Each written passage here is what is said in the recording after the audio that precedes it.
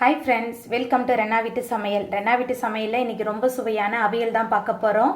வாரத்துக்கு ஒரு முறை இந்த அவியல் நம்ம வீட்டில் செய்யலாம். ஃப்ரிட்ஜில் காயெல்லாம் எல்லாம் 1, 2 அந்த மாதிரி இருக்கிற டைமில் டக்குன்னு ஒரு பொரியல் பண்ணுறதுக்கு பதிலாக இந்த அவியல் செஞ்சிட்டோமா அடையோடு சாப்பிட்றதுக்கு சூப்பராக இருக்கும். அதுக்கப்புறமா வெரைட்டி ரைஸ், புளிக்குழம்பு எல்லாத்துக்குமே தொட்டு சாப்பிட்றதுக்கு ரொம்ப ரொம்ப சூப்பராக இருக்கும் இந்த அவியல்.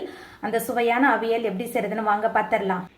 அவியல் பண்ணுறதுக்கு முதல்ல காயெல்லாம் சேர்த்துக்கலாம். அதுக்கு முருங்கைக்காய் சேர்த்துருக்கேன், கொஞ்சமாக பீன்ஸ் எடுத்திருக்கேன், அவரைக்காய், இது கூடவே கேரட், அதுக்கப்புறமா சேனக்கிழங்கு சேர்த்துருக்கேன். என்கிட்ட இந்த காய் தான் இருந்தது, அதனால் இதான் சேர்த்துருக்கேன். உங்ககிட்ட என்ன காய் இருக்கோ நீங்கள் அதை சேர்த்துக்கோங்க. காய் சேர்த்த பிறகு காய் வேகிறதுக்கு கொஞ்சமாக தண்ணி சேர்த்துக்கலாம். இது கூடவே தேவையான அளவுக்கு கல்லுப்பு சேர்த்துக்கலாம், கொஞ்சமாக மஞ்சப்பொடி, காய் உப்பு, தண்ணி, மஞ்சத்தூள் எல்லாத்தையும் சேர்த்துட்டு நல்லா கலந்து விட்டுட்டு ஒரு மூடி போட்டுட்டு காய் வேகிற அளவுக்கு நல்லா வேக வச்சிடலாம்.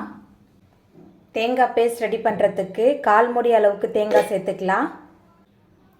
காரத்துக்கு தகுந்த மாதிரி பச்சை மிளகாய் போட்டுக்கோங்க. நான் 2 பச்சை மிளகாய் எடுத்திருக்கேன். இது கூடவே 1 டேபிள் ஸ்பூன் அளவுக்கு சீரகம் சேர்த்துட்டு கொஞ்சமாக தண்ணி விட்டு நல்லா விழுதாக அரைச்சி எடுத்துகிட்டு வந்துடலாம். அவியல் பண்ணுறதுக்கு நம்ம வேக வச்ச காய் எல்லாமே நல்லா வெந்து வந்துடுச்சு.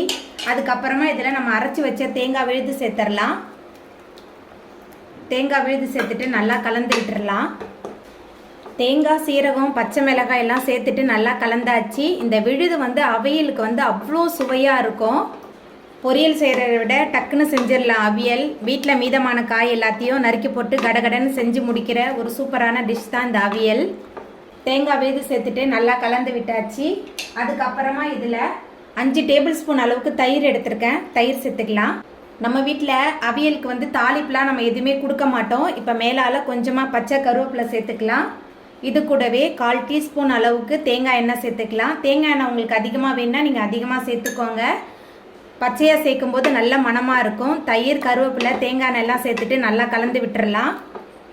தயிர் சேர்த்துட்டு அவியலை கொதிக்க விடக்கூடாது. நல்லா கலந்து விட்டுட்டேன். இப்போ அடுப்பு ஆஃப் பண்ணிடலாம். ரொம்ப சுவையான அவியல் அருமையாக ரெடியாகி வந்துட்டு அவ்வளோதாங்க. ரொம்ப சுவையான அவியல் சூப்பராக ரெடி ஆகிட்டு. இந்த சுவையான அவியலை நீங்களும் உங்கள் வீட்டில் செஞ்சு பாருங்கள். இந்த வீடியோ உங்களுக்கு பிடிச்சிருந்தா லைக் பண்ணுங்கள், ஷேர் பண்ணுங்கள், கமெண்ட் பண்ணுங்கள், சப்ஸ்கிரைப் பண்ணுங்கள். அப்படியே பக்கத்தில் உள்ள பெல் பட்டனையும் கிளிக் பண்ணிடுங்க. நன்றி.